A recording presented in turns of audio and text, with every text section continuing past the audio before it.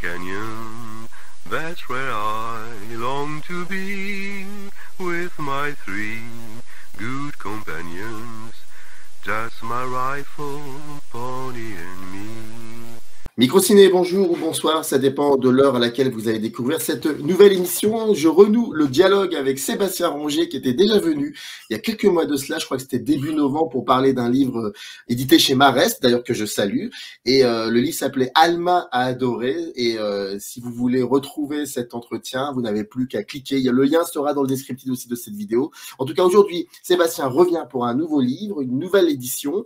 Le livre s'appelle Duchamp et le cinéma. C'est édité dans la collection Le cinéma des poètes et c'est édité chez Nouvelle Édition Place. D'ailleurs, je salue et je remercie Carole Orway pour l'aide apportée à la conception de l'émission. Comment allez-vous, Sébastien? Eh bien, écoutez, très très bien et très heureux de vous retrouver pour ce nouvel petit échange. Duchamp, je vous avouerai que, comme certaines thématiques de cette collection, c'est plus des découvertes que des redécouvertes. Et là, pour le coup, Duchamp, pour moi, c'est vraiment une découverte. Je connaissais de nom et certains de ses travaux, certes, mais pas forcément de manière aussi passionnante qu'on peut trouver dans le livre. Et donc, ça a été pour moi une découverte. Et je vais vous faire une confidence. Quand j'ai terminé de lire, ça va être un peu provoque, hein, je vous l'avoue. Je me suis dit, mais qu'est-ce qu'il a vraiment donné au cinéma, Duchamp? Oui, je crois que par rapport à votre question, enfin la question est tout à fait juste parce que le fait de voir Duchamp et le cinéma est peut apparaître assez incongru pour beaucoup, car ça n'est pas le cinéma qui est le cœur de la vie artistique de Marcel Duchamp. Ce qui m'a moi intéressé, c'était justement le fait que il y a malgré tout à l'intérieur de l'œuvre de Duchamp un rapport au cinématographe et ensuite à la question cinématographique d'une manière assez conséquente. Et qu'a-t-il apporté au cinéma? Alors, bien évidemment qu'il n'a sans doute pas apporté grand-chose au cinéma qui est celui qu'on va voir dans les salles.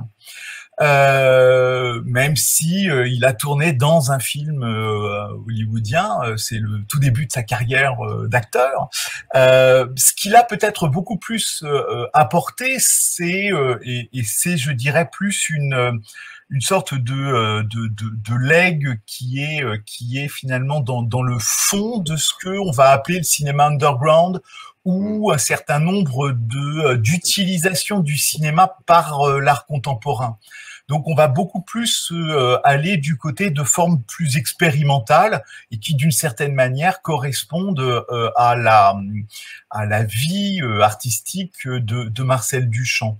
Mais malgré tout, il a apporté au cinéma un certain nombre d'apparitions dans un certain nombre de films qui sont pour certains très très célèbres. Je pense notamment à Relâche, hein, dans lequel il apparaît en tant que Marcel Duchamp et dans lequel on va véritablement avoir un enjeu artistique très très fort, et enjeu artistique qui articule dans ce moment très très particulier qui est le moment dada du monde artistique, ce moment où finalement toutes les formes artistiques vont être égales.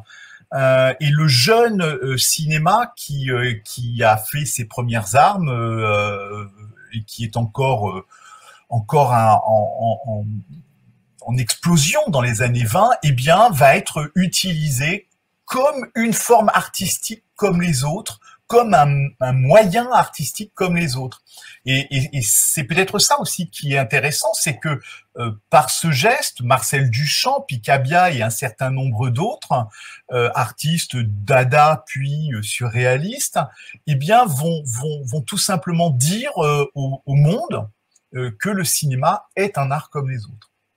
Le cinéma est un art comme les autres. Vous aviez croisé les travaux le chemin de Duchamp. C'était à quelle occasion? Est-ce que c'était par le biais de ses recherches cinématographiques? Pas du tout. Non, c'est tout à fait autre chose. Moi, j'ai rencontré Marcel Duchamp au cours de mes études. En fait, j'ai commencé par faire des études de lettres, hein, comme il arrive à beaucoup de gens. Et j'ai eu la chance de rencontrer au moment d'une maîtrise, ça s'appelait comme ça, hein, il y a très très longtemps. En 1992, on m'a proposé un sujet qui était de faire, c'était en littérature comparée, de faire un sujet qui était de faire la comparaison des écrits de Marcel Duchamp et de Francis Picabia. Et à partir de ce travail, eh bien, je n'ai jamais quitté Marcel Duchamp. Et donc j'ai travaillé très très longtemps sur Duchamp grâce à Martine Courtois. Et puis de travaux en travaux, j'ai un jour rencontré Carole Orouet à l'occasion d'une présentation de la collection Le Cinéma des Poètes. Et Carole, un jour, me propose tout simplement de collaborer à la collection en me disant « Et tu voudrais travailler sur quoi, Sébastien ?» Et je dois avouer que j'ai immédiatement pensé à Marcel Duchamp. Et je ne savais pas pourquoi. Je n'avais pas encore, avant de commencer ce travail, avant d'élaborer ce livre, ça n'était qu'une intuition. Je savais, hein, bien évidemment, il y avait des choses. Et puis, commençant à travailler, eh bien, je me suis aperçu que, comme toujours chez Marcel Duchamp, il y avait tout un monde à essayer de reconstruire, de rebâtir, des fils, des liens à faire, et puis de me rendre compte que finalement, ce Marcel Duchamp avait touché à tout du côté du cinéma, puisqu'il a été autant acteur que faiseur de films et élaborateur d'œuvres, bricoleur d'activités artistiques du côté du monde du cinéma. Voilà, et donc les choses ne m'ont pas quitté depuis et ne continueront pas de me quitter parce que la suite sera encore duchampienne. La suite sera encore duchampienne. Mais comment on approche, comment on questionne cet aspect-là du cinéma chez Duchamp dans cette collection-là, il faut savoir la particularité des livres que compose cette collection, ce sont des livres, c'est des essais courts, il y a à peu près une centaine de pages. Et j'imagine que, parce que on le sent dans le livre, enfin, moi je le sens en le lisant, c'est que s'il y avait la possibilité d'avoir encore 100 ou 200 pages supplémentaires, je pense que ça aurait été haut la main pour vous. Et donc je me suis posé la question, comment faire pour structurer cela en essayant de ne pas sombrer dans le côté vulgarisation, mais et en même temps de donner une possibilité comme ça infime de ce que Duchamp, de pourquoi le cinéma est important pour Duchamp. Pour moi, il y avait deux choses qui me paraissaient importantes. C'était d'abord de rassembler un certain nombre d'éléments factuels autour des différentes activités de Duchamp par rapport au cinéma, pour d'une certaine manière montrer ou rappeler à un certain nombre de lecteurs eh bien que Duchamp a eu un certain nombre d'activités tout à fait intéressantes par rapport à la question du cinéma. Donc je l'ai rappelé, le fait qu'il ait pu être acteur, qu'il ait eu des apparitions cinématographiques assez importantes à différents endroits, le fait qu'il ait aussi créé des formes cinématographiques, et notamment avec Man Ray, il a l'occasion d'avoir des activités parfois folles, et puis que il y ait aussi dans l'activité de Duchamp un rapport à la question du mouvement, à la question de l'art, du cinétisme. Il y a toute une relation à la forme circulaire qui est très très importante du côté de Duchamp, et donc qui permettait de relier cette activité de Duchamp avec le cinéma. L'autre chose qui était pour moi tout à fait importante, c'est que comme c'est une collection qui s'appelle Le Cinéma des Poètes, donc c'était aussi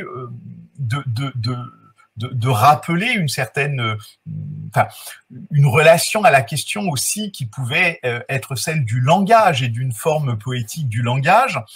Or, Marcel Duchamp n'est pas un poète au sens académique du terme, mais il a une relation au langage qui est une véritable poétique qui appartient à Marcel Duchamp. Et Marcel Duchamp, qui a été le réalisateur d'un seul film qui s'appelle Anémique Cinéma, eh bien, c'est un film dans lequel explose la poétique de Marcel Duchamp, qui est une poétique de jeu de langage, de calembours et de jeux de mots assez grossiers et même très vulgaires, mais qui fonde une poétique. Et je me suis amusé sur quelques pages aussi à faire une sorte de stylistique, de parcours stylistique dans cette poétique visuelle qui est celle de Marcel Duchamp. Donc d'essayer de relier tous ces éléments. Et puis d'entrer aussi dans aussi le chemin qui est celui de la création de Marcel Duchamp, qui peut parfois paraître très vertigineuse quand on lit un certain nombre de critiques et de théoriciens qui vivent Marcel Duchamp 24 heures sur 24. Parfois, il y a une sorte de vertige absolu dans lequel on peut se retrouver. Donc, parfois, d'aller là et d'essayer aussi de retrouver des éléments d'une logique et puis tout simplement aussi dans le travail à un moment donné, dans les réflexions et les découvertes que j'ai pu faire, de relier des choses qui ne m'avaient pas paru évidentes de prime abord, comme par exemple le fait que le film Anémique Cinéma n'est pas en réalité un film de Marcel Duchamp, mais un film d'un personnage que Marcel Duchamp va créer, qui s'appelle Rose, c'est la vie. Et donc, à partir du moment où j'ai rétabli ce fil, ce n'est pas Marcel Duchamp qui est le cinéaste de ce film, mais Rose, c'est la vie. Eh bien, il y a une question cinématographique à poser au personnage de Rose, c'est la vie. Et donc, à partir de là, bien de se rendre compte que la figure féminine, Rose, c'est la vie, se structure d'une manière tout à fait cinématographique, y compris dans sa naissance et dans la relation à la photographie qui va la mettre en scène dans l'œuvre de Marcel Duchamp. Pourquoi il s'est senti obligé de construire, de créer ce nouveau personnage qui est Rose, c'est la vie? Je crois que ça fait partie de toutes les stratégies de Marcel Duchamp de déplacement, de ne jamais être là où on voudrait qu'il soit. Ça, je crois que c'est tout à fait important et significatif. Il y a tout un jeu sur le cachet montré chez Duchamp, un travail sur le retard, la distance, le pas de côté qui est très important. Et puis c'est un autre élément que j'essaye sur lequel j'essaye de travailler et de réfléchir, c'est qu'il y a aussi une figure qui apparaît au moment où Duchamp est à New York, hein, et où il va y avoir tout ce travail cinématographique qui va se développer et se mettre en place. C'est la baronne Elsa von Freytag-Loringoven qui va jouer un rôle tout à fait important. Et j'aimais l'hypothèse que finalement Rose, c'est la vie est une sorte de réponse,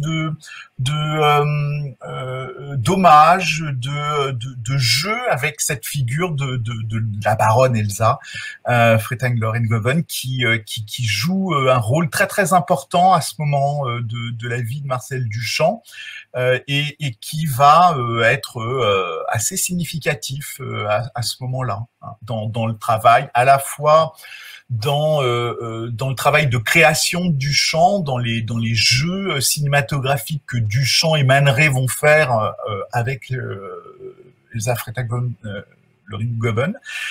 Et donc c'est une des hypothèses que l'on peut faire. L'autre étant que le personnage de Rose, c'est la vie fait partie des différentes, ce que je disais à l'instant, des différentes figures de détachement, de contournement, de jeu que pratique Marcel Duchamp dans sa vie et surtout dans son œuvre. Anémique Cinéma rejoint aussi cette idée de détachement. Quand il fait ce film-là, enfin, quand elles fait ce film-là,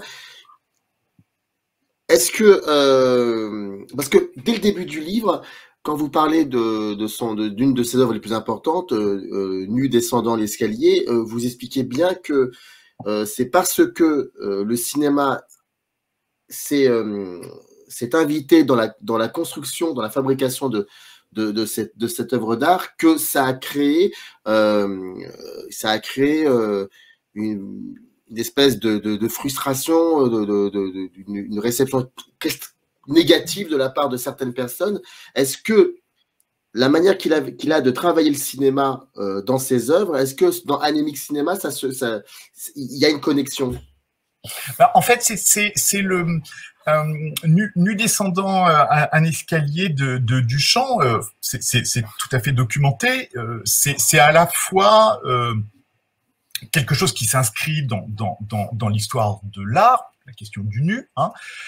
L'incongruité étant de descendre un escalier, il y a une sorte comme ça d'opposition logique, c'est-à-dire qu'un nu au sens académique du terme, dans cette posture qui est celle de la grande peinture, un nu ne descend pas un escalier. Il y a une sorte d'opposition entre le grand et l'ordinaire qui évidemment est là chez Duchamp.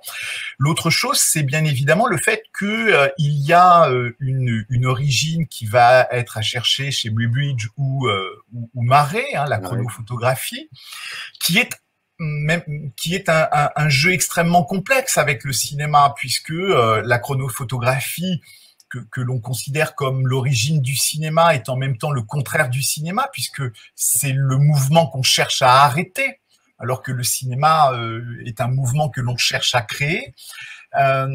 Et c'est tout un jeu qui va être un élément tout à fait structurant dans l'œuvre de Duchamp par rapport à cette question du mouvement. La relation très très complexe entre le mouvement et l'immobilité.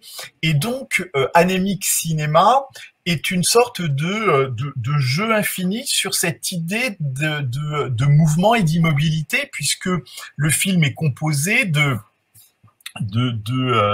différents plans qui alternent entre des spirales qui tournent à l'infini et qui sont au travers du plan fixe l'idée d'un mouvement dans une immobilité, et puis un autre plan qui consiste en une série de jeux de mots qui sont inscrits sur un disque et qui tournent et que le spectateur lit au fur et à mesure qu'il découvre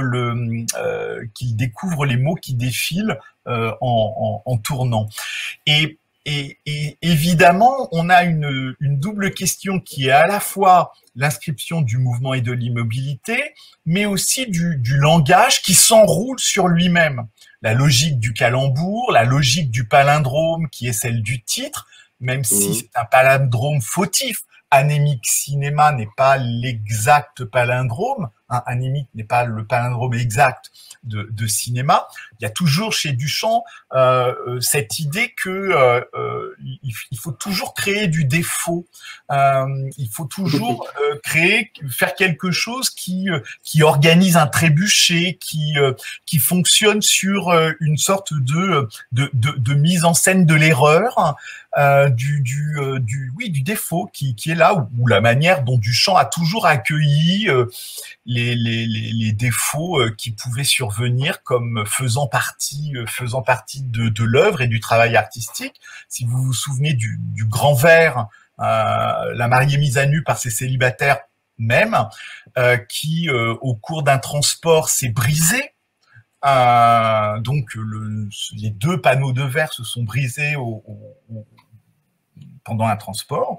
Eh bien, Duchamp l'a accepté. Ah bon, bah c'est brisé. Bon, bah ça, voilà, ça fait partie du hasard de l'œuvre. Et donc, il y a toujours comme ça ce goût, cet intérêt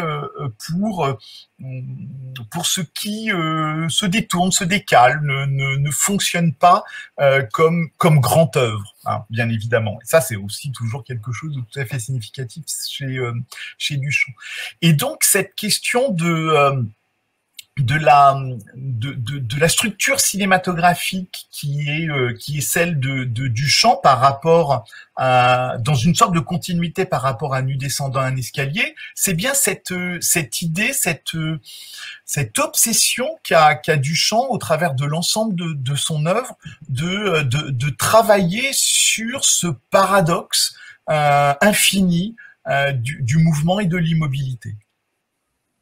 C'est assez impressionnant parce que finalement, ça a une connexion aussi très très forte avec les films qu'il l'ont regardé quand il était gosse et aussi les films qu'il aimait plus tard, c'est-à-dire le burlesque, c'est-à-dire Chaplin, tout. Il y a comme ça. Et puis surtout, c'est assez incroyable parce que bon nombre d'artistes qui sont contemporains de Duchamp et qui avaient une relation très forte avec le cinéma, à un moment ou à un autre, c'est le burlesque qui pour eux a été leur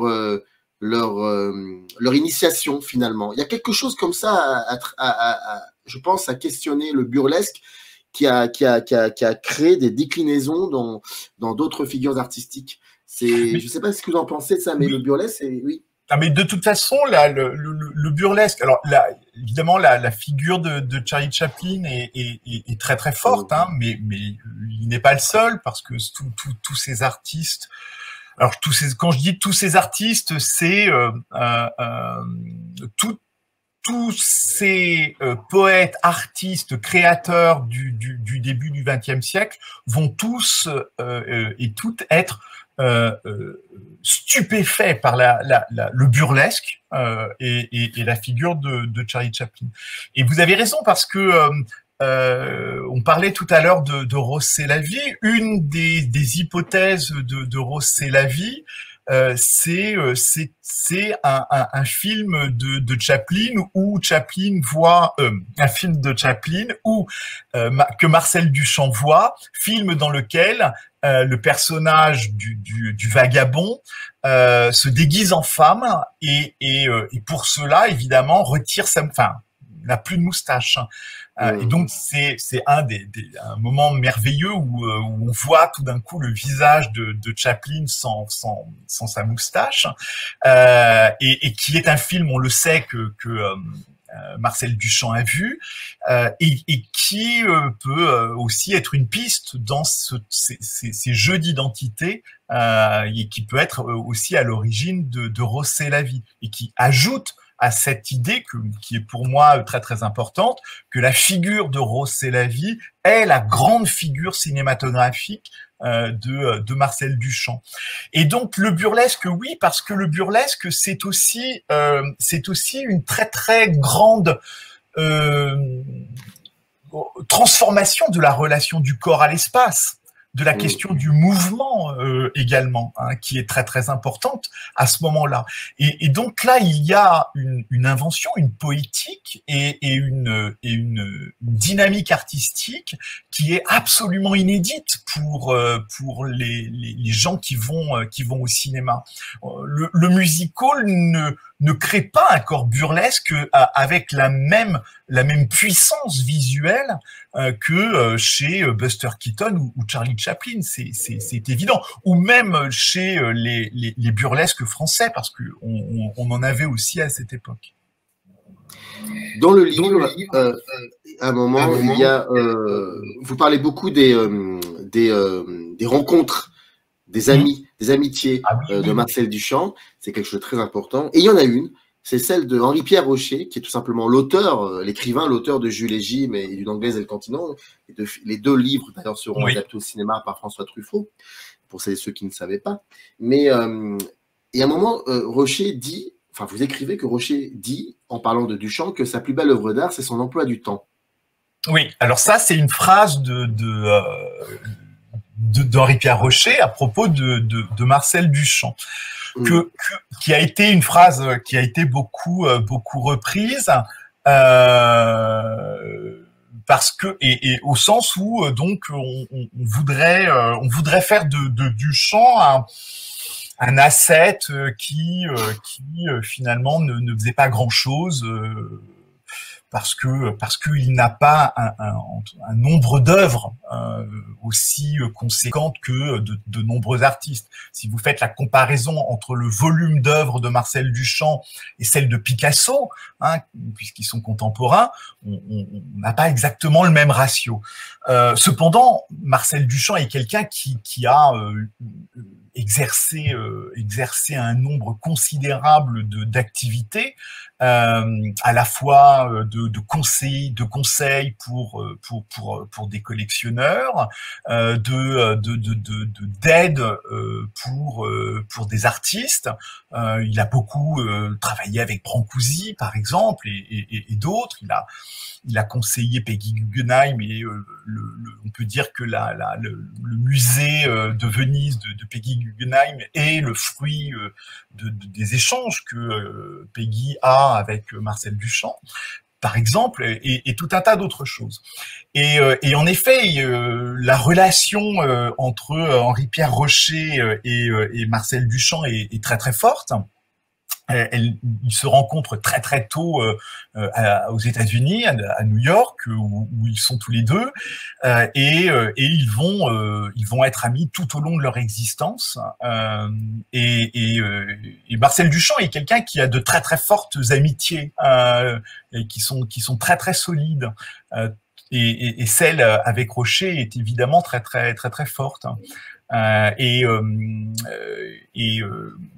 Henri-Pierre Rocher avait écrit un manuscrit inachevé qui s'appelle Victor, et qui Victor étant une sorte de nom totem que Rocher, Duchamp, Brancusi, quelques autres, Marie Reynolds également, se donnaient. Enfin, quand on était un Victor, on faisait partie de la bande à Rocher Duchamp, quoi.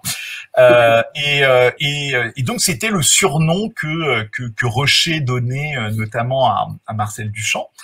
Et Rocher a écrit un début de roman, un roman inachevé qui s'appelle Victor, et qui raconte la vie de Duchamp quand ils sont à New York, un épisode de l'existence très mouvementée, agitée de la vie de Duchamp et de Rocher à New York, et qui évidemment n'existe que en l'état de fragments.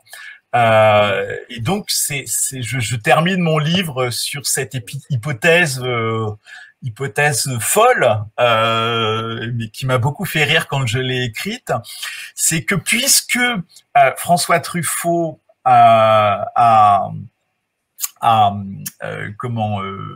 réalisé, adapté, merci, oui, les deux livres publiés de Henri-Pierre Rocher, le premier Jules et Jim, que Rocher ne verra pas puisqu'il sera mort avant la fin du tournage, mais il connaît le projet avec Truffaut et il a eu des relations, enfin des échanges avec Jeanne Moreau par exemple. Et Truffaut va être quelqu'un qui va être très vite très proche de Rocher, et qui va essayer de porter l'œuvre de Rocher au-delà de la disparition de l'homme. Et il va donc adapter donc le second roman publié, de Zanglès et le continent, plus tard. Et donc moi j'aimais l'hypothèse que Truffaut, dans le reste de son œuvre, dissémine l'adaptation de Victor dans son œuvre, et je m'amuse à faire de Truffaut un Duchampien qui s'ignore, voilà. Douanel aussi, hein. Oui, mais bien sûr. Non, mais c'est très très drôle. Et puis donc j'ai eu l'occasion de réaliser cette hypothèse en salle, donc devant des spectateurs, en leur montrant des films notamment des épisodes Douanel, Baiser volé notamment, et en leur disant mais regardez, on a une série de références à Duchamp et de voilà, le rapport au jeu de mots aussi chez Truffaut. Je dis ah ben ça c'est du Champien, vous voyez. Ah bon, on peut s'amuser comme ça à faire une sorte de lecture rétrospective et complètement enfin, qui ne sont évidemment que de l'ordre du jeu, mais en même temps, c'est peut-être un bel hommage cinématographique à Duchamp que d'être aussi dans l'ordre du jeu, parce que voilà, Duchamp-Rocher aimait aussi beaucoup ces jeux qu'ils pouvaient faire ensemble. Je répète, donc Duchamp et le cinéma, édité chez Nouvelles Éditions Place dans la collection Le Cinéma des Poètes. C'était Sébastien Ranger qui était venu pour la seconde fois pour nous parler donc de Duchamp, et j'en suis vraiment reconnaissant. Et la première question que je vous ai posée n'est plus qu'un souvenir obscur. Voilà, on va dire ça comme ça. Merci à vous d'avoir pris le temps de répondre à mes questions, et j'espère à une troisième fois, comme on dit. Voilà, mais j'en suis persuadé. À très bientôt. Merci à vous. Au revoir. Générique. In the canyon, that's where I long to be, with my 3 good companions, just my rifle, pony and me.